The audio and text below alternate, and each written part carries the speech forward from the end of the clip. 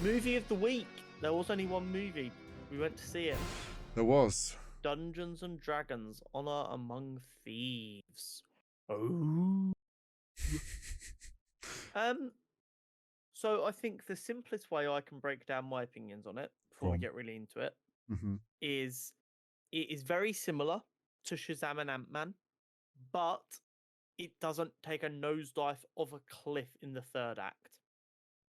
Yeah, you can. So like they were both decent to good, enjoyable films. Then the third act, it all just goes a bit haywire. D&D just fucking rides that wave.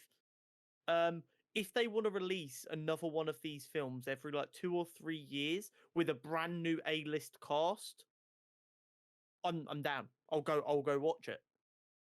Well, yeah. So the simplest way is like it was a fantasy.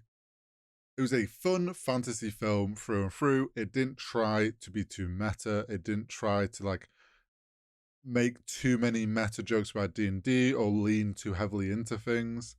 Um, it was just a good, fun fantasy film all the way through, and it had its emotional moments. It had its funny comedy moments.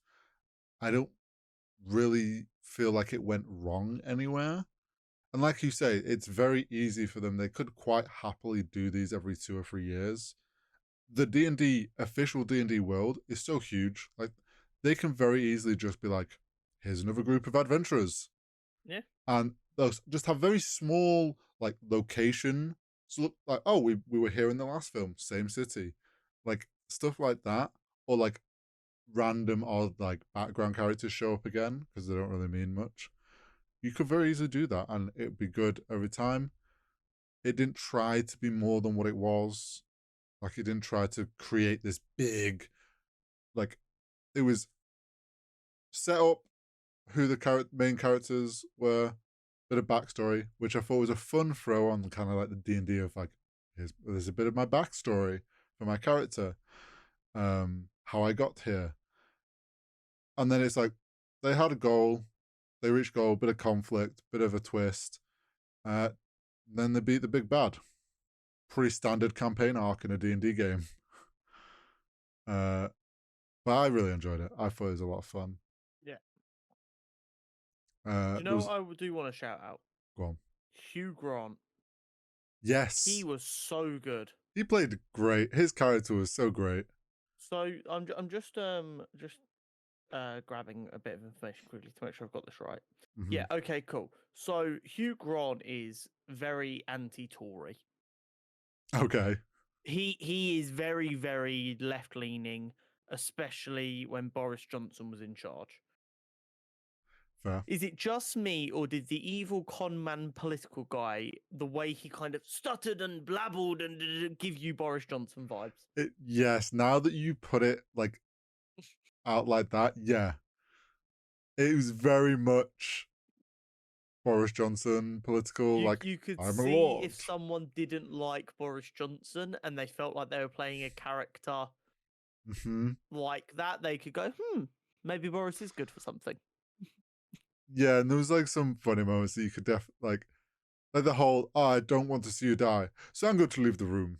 Yeah, no, I mean, Hugh Grant was really good. I mean, it feels weird because he did kind of disappear for a while after he had his huge, like, domination of rom-coms in the mid to late Yeah. 2000s. He kind of disappeared for a little while to do some other things. He was really good in this. Yeah, he was perfect for it. He fit that like kind of comedy from that character really well. Honestly, I think all the actors and actresses were great for their roles and what their characters were. Put it this way, I really enjoyed it. there are a lot of films that you can spend 2 hours watching for fun that aren't as fun. Looking at you, Fast and Furious.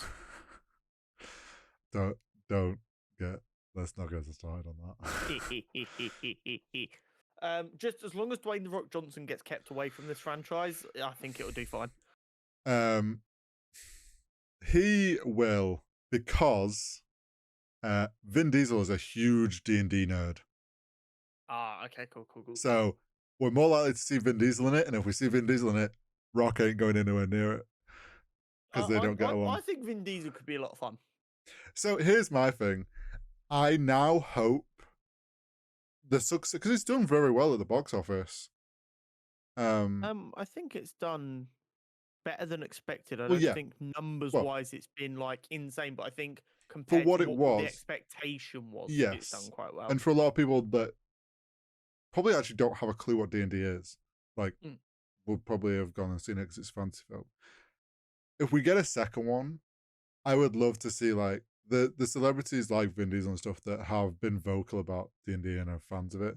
Like little cameos would be fun, or and also get people like Critical Role. If some of those guys, like you could literally have them at a table in a tavern, just dressed as the Critical Role characters, like the Vox Machina characters. I think that would be Yeah, fucking hilarious.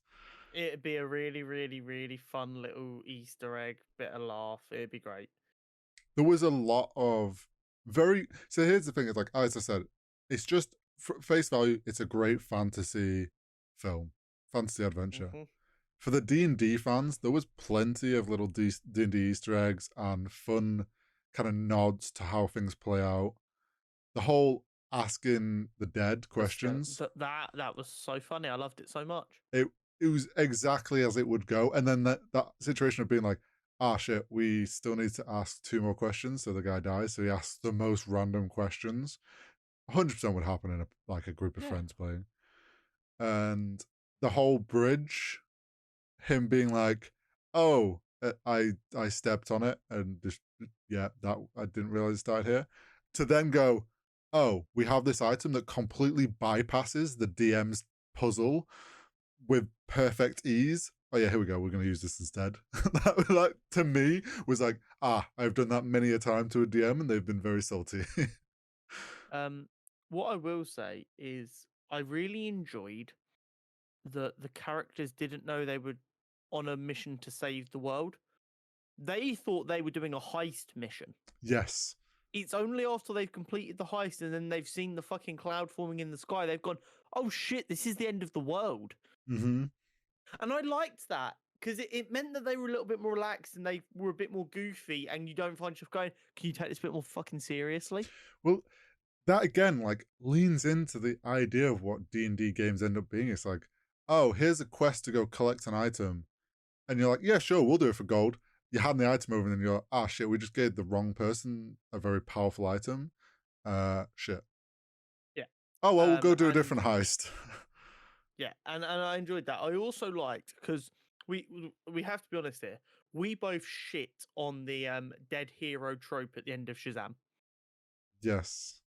I'm going to give D&D a pass for that because the second she got hit and it looked like she was going to die, everyone knew that she wasn't going to die because they had the healing cup and they were going to decide to The tablet. Yeah. resurrect her instead of bring the mother back. So it wasn't actually a faking a death. It was just No. they're going to have to give up what they wanted Yeah. so they can have what they already had.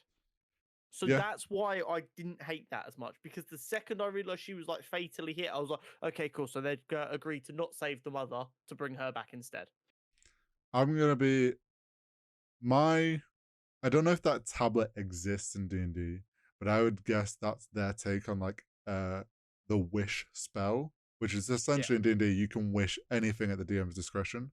It's like their way of trying to play into like there is an ability to do anything, like so bring anybody back no matter what. But it's like a one-time use. I did like that they set the precedent very early on when the bard character, I forget the name, the bard character, he's talking about how his wife died and there was no clerics able to resurrect. Like they make the precedent of like this is D&D, like people get revived, brought back from the dead. That's very Yeah. normal. But red witches you can't be saved But from. yeah, They're there's done. You're certain done. things that you can't be resurrected from.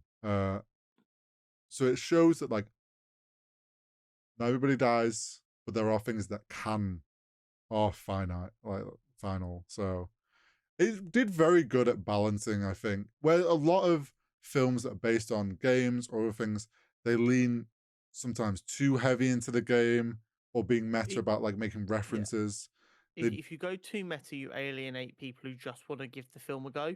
But if mm-hmm. you don't go meta enough, the diehard fans are going to be like, "What the fuck was that? You just slapped the name on this. Is just a money grab." yeah, like there And was, I think that actually threaded the needle really well. yeah, they balanced between nods to items and different things of D&D world and obviously the location names, but it felt like it didn't feel like things were forced or like things flowed very well and moments happened as that you would expect them to. And I've got to be honest, I enjoyed the Michelle Rodriguez's character, the barbarian. Hmm.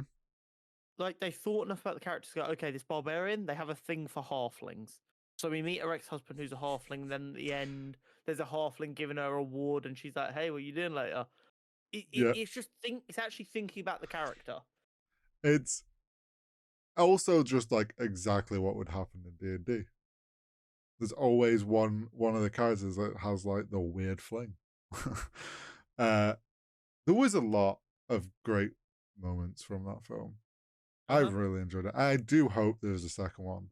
I do as well. Happily watch more. Indeed. Um